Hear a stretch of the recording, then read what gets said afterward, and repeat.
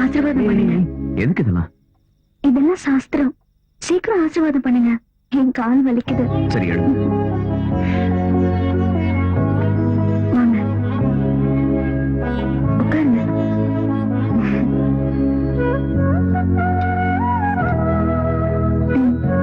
குடிங்க, கடிச்சுக்கிட்டே குடிங்க. எனக்கும் கொஞ்சம் மிச்சம் வைங்க.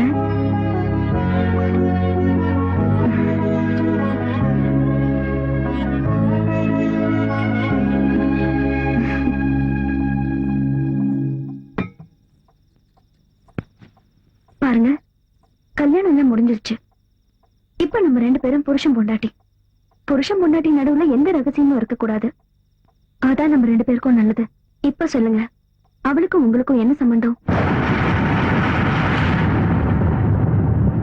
இன்னொரு பொண்ணு கூட தொடர்பு இருக்குது. நீங்க எதுக்காக என் கருத்துல தாலி கட்டல? கௌரி, நாமளை என்ன நிலைமையில கூட்டிட்டு வந்தேன்னு உனக்கு தெரியாது. எனக்கு அது தெரிய வேண்டாம். அவளுக்கும் உங்களுக்கும் தொடர்பு இருக்குல்ல? இது பாரு, அவ கல்யாணம் ஆகாத பொண்ணு. அவளை பத்தி இப்படி தப்பா பேசாத. ஐயோ, இதெல்லாம் எனக்கு தேவைதான். எத்தனை நாள் உங்க பின்னாடி சுத்தி இருக்க, அப்போ அது ஒரு வார்த்தை சொல்லிருக்கலாம்ல. அவளுக்கு உங்களுக்கும் தொடர்பு இருக்குதுன்னு ஏன் என்கிட்ட சொல்லல? இல்லாதது எப்படி சொல்றது? ஓஹோ, அந்த பகவான் நீலகண்ட கௌரிய கட்டிக்கிட்டு கங்கையை தலை மேல தூக்கி வச்சுக்கிட்டாரு. அவர் பேரை நீங்க வச்சுக்கிட்டதுனால நீங்களும் உங்களை கடவுள் தான் நினைச்சிட்டீங்களா? டேய், என்ன பைத்தியக்காரத்தனமா பேசிட்டு இருக்க?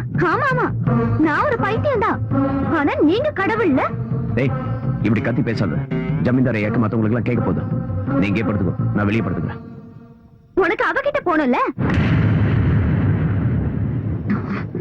அந்த குடிகார மாமா போதையில வளர்ந்தத மனசுல வச்சுக்கிட்டு நீ அவளையும் என்னையும் சேர்த்து பேசாத. நீங்க அவ கூட போங்க, நான் இங்க தூக்க போட்டுக்கிட்டு செத்தோம். சரி, நான் எங்கேயும் போகல. பாருங்க, உங்களுக்கும் அவளுக்கும் எந்த சம்பந்தமும் இல்லன்னு எனக்கு முழு நம்பிக்கை வந்ததுக்கு அப்புறம் தான் நான் உங்க பக்கத்துல வந்து படுப்பேன். அது வரைக்கும் பாக்குறவங்களுக்கு மட்டும்தான் நாம 2 பேரும் புருஷன் போட்டாங்க.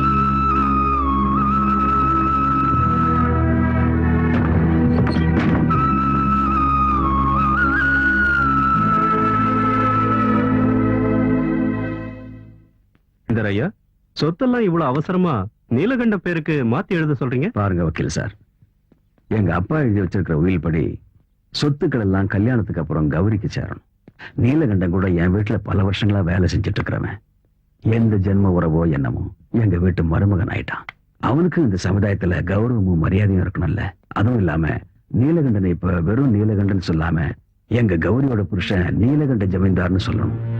இந்த மாளிகையில கௌரவமும் மரியாதையும் இருக்கிற மாதிரி என் மருமகன் நீலகண்டனுக்கு சொத்து இருக்கணும்ல. அதனாலதான் கௌரி கிட்ட சொல்லி சொத்து எல்லாம் நீலகண்ட பேருக்கு மாத்திரலாம் இருக்கேன்.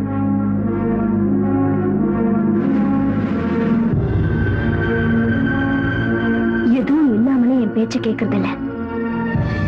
இப்ப சொத்து பூராவும் பெரியப்பா நீலகண்ட பேர்ல எழுதி வச்சுட்டா அதுக்கப்புறம் அவளும் அவனும் ரொம்ப நெருக்கமாயிடுவாங்க. அவங்க 2 பேரும் சேர்ந்து என்ன வெளியே தெரிஞ்சிருவாங்க. அவ இப்ப எந்த நிலைமையில இருக்காளோ அந்த நிலைமைக்கு நாளைக்கு நான் வந்துட்டா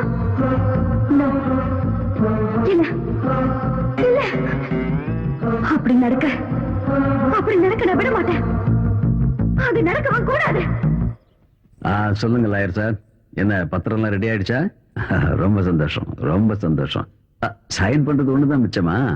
எப்ப வரீங்க? நாளைக்கு? வாங்க வாங்க வாங்க. பெரியப்பா, நீங்க வாய தருங்க.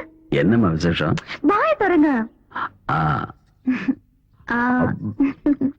விசேஷம் என்னன்னு சொல்லு. நான் அம்மாவாக போறேன். அப்படியாம்மா?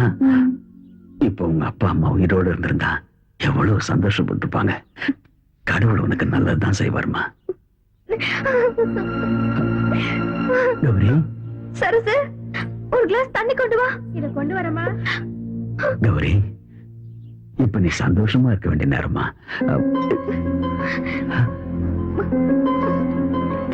எதுக்குமா மாத்திரை சாப்பிடுற?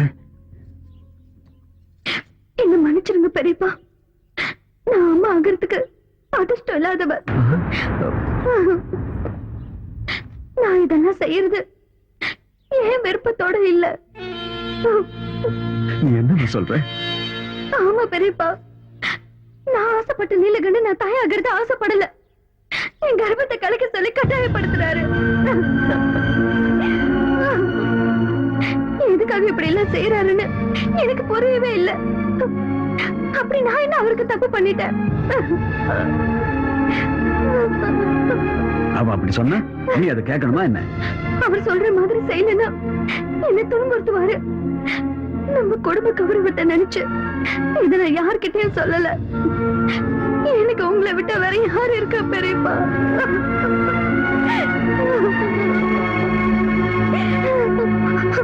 அவர் வந்துட்டாரு. ஏய் ஏய் நீலகண்டா, கண்ணு குட்டி பசியில கத்துறப்போ தாய் மாட்டை கொண்டு வந்து பாலை கொடுத்து பசியை போக்குற நீ உன் வம்சத்தோட கொடியவை அழிக்க துணிஞ்சிட்டியடா. எப்படி அவனுக்கு மனசு வந்து? ஜமீன்தாரியா, நான் தப்பு பண்ணிட்டேன். இங்க பாரு, என் மேல மரியாதை வச்சிருக்கிறது உண்மையா இருந்தா இனிமே இந்த மாதிரி விஷயங்கள் இந்த மாளிகையில நடக்கவே கூடாது சொல்லிட்டேன்.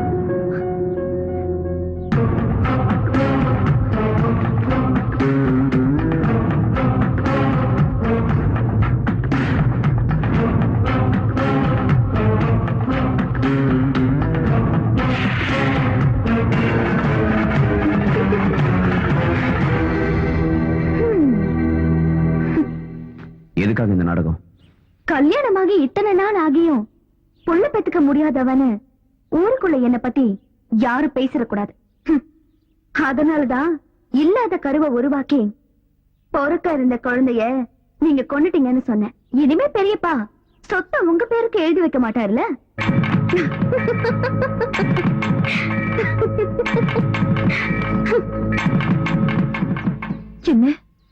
என்ன நீ இப்படி சொல்ற? பொறுக்க இருந்த குழந்தைய சாகடிக்க சொன்ன அயோக்கி நான் என் புள்ள. அவன் மேல இப்படி ஒரு பழி சுமத்து அந்த கௌரி பொண்ணுக்கு எப்படி மனசு வந்தது? அக்கா, இப்பவாது உன் பிடிவாதத்தை விட்டுட்டு நேரா ஜமீன்தார் மாளிகைக்கு போய் உன் மருமக கிட்ட கேட்கிற விதத்துல கேட்டா நீயே உண்மையெல்லாம் தெரிஞ்சுக்க போற. இவ்வளவு கொடூரமானவளா இருக்கிறவ யார் சொன்னாலும் கேட்க மாட்டா, அடங்கவும் மாட்டா. என்னாலதான் இப்படி எல்லாம் நடந்துச்சுன்னு கங்கா தினமும் கண்ணீர் வடிக்கிறத பார்த்து என்னால தாங்கிக்கவே முடியல. அவ ஏதாவது தப்பு பண்றதுக்கு முன்னாடி நான் போயிட்டுறதா நல்லது. அக்கா சொல்லுங்க.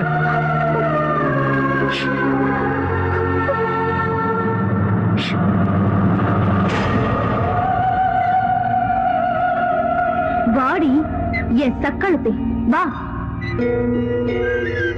தரித்திரம் பிடிச்ச உன் காலு இந்த மாளிகையில படக்கூடாதுன்னு நினைச்சேன். இருந்தாலும் பரவாயில்ல, என் புருஷனை தவிர வேற யாரும் கிடைக்கலையா உனக்கு?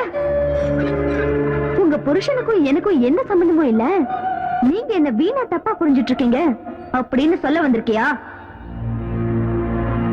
குடிய கெடுத்தவளே, அதில்ல 1 லட்சமோ 2 லட்சமோ கொடுத்துரு உன் புருஷனை உனக்கே விட்டு கொடுத்துறேன்னு வியாபாரம் பேச வந்திருக்கியா? வெக்கம் கெட்டவளே, நிறுத்துங்க. எனக்கு உங்களை விட நல்லாவே பேச தெரியும். நீங்க நினைக்கிற மாதிரி எனக்கும் நீலகண்டனுக்கும் தொடர்பு இருந்திருந்தா எங்களை யாராலையும் பிரிச்சிருக்க முடியாது. அவர் இன்னும் எந்த நிலைமையில காப்பாத்தினாருன்னு உங்களுக்கு தெரியாது. அவர் மட்டும் காப்பாத்தாம இருந்திருந்தா என் வாழ்க்கை காம பிசாசுங்க கிட்ட சிக்கி சின்ன பின்னமா இருக்கும். அப்படிப்பட்ட ஒரு நல்லவரோட வாழ்க்கை வீணாயிடக்கூடாதுங்கிற ஒரே காரணத்துக்காக தான் நான் இங்க வந்தேன். எந்த தப்பு செய்யாத நீலகண்டன் மேல சந்தேகப்பட்டு உங்களோட வாழ்க்கையை நீங்களே அழிச்சுக்காதீங்க. நான் எங்கேயாவது போயிடுறேன். நில்லடி. அப்படின்னா நீ செத்து போயிடுவேன் என்ன பயமுறுத்துறியா? உன் பேச்ச கேட்டு என் மனசு இறங்கி ஐயோ இனிமே நம்ம 2 பேருக்குள்ள எந்த பிரச்சனையும் வேண்டாம் அப்படின்னு சொல்லுவ நினைச்சியா? நீ கங்கா, நான் கௌரி, அவரு நீலகண்டன். புராணத்துல வர பார்வதி பைத்தியக்காரி. கங்காவை தலையில வச்சுக்கிட்டு நீலகண்டன் நாட்டியம் ஆனத சும்மா பாத்துக்கிட்டு இருந்தா. ஆனா நான் அப்படிப்பட்டவ இல்ல, உங்க ஆட்டத்தை பார்த்து ரசிக்க. நீலகண்டனுக்கு என் மனசை கொடுத்ததுனால அவர் என் புருஷன் ஆயிட்டாரு. ஆனா அவர் என் மனசுல இருந்து தூக்கி போட்டுட்டா அவர் என் வீட்ல வேலை செய்யற வேலைக்காரன், என் அடிமை, சாதாரண ஒரு நாய். நீ ஒரு நாகரிகமான பொண்ணுன்னு உனக்கு இவ்வளவு நேரம் மரியாதை கொடுத்து பேசிட்டு இருந்த பாரு, அது என்னோட தப்புதான். மனைவியை பிரிஞ்சவ கூலி வேலை செஞ்சாவது வாழ்ந்துடுவான். ஆனா புருஷனை பிரிஞ்சவ தெரு நாய் மாதிரியே அலைய வேண்டி இருக்கும். ஒரு பொண்ணுக்கு இருக்க வேண்டிய நல்ல குணங்களை எல்லாம் வீசி எரிஞ்சிட்டு கட்டின புருஷனையே சந்தேகப்படுறிய. நீ எல்லாம் ஒரு நல்ல மனைவியா? நீ எல்லாம் ஒரு பொண்ணுதானா? என்னடி சொன்ன? ஏன் எதுக்கு வந்து எனக்கு உபதேசமா? ஓடி ஏன் முன்னாடி வந்து இப்படி பேசுறதுக்கு உனக்கு எப்படி தைரியம் வந்தது? நான் யாருன்னு தெரியுமா? இந்த பண்ண பொறுத்த மாளிகையோட மகாராணி. ஞாபகம் இருக்கட்டும். ஓடி வரிய.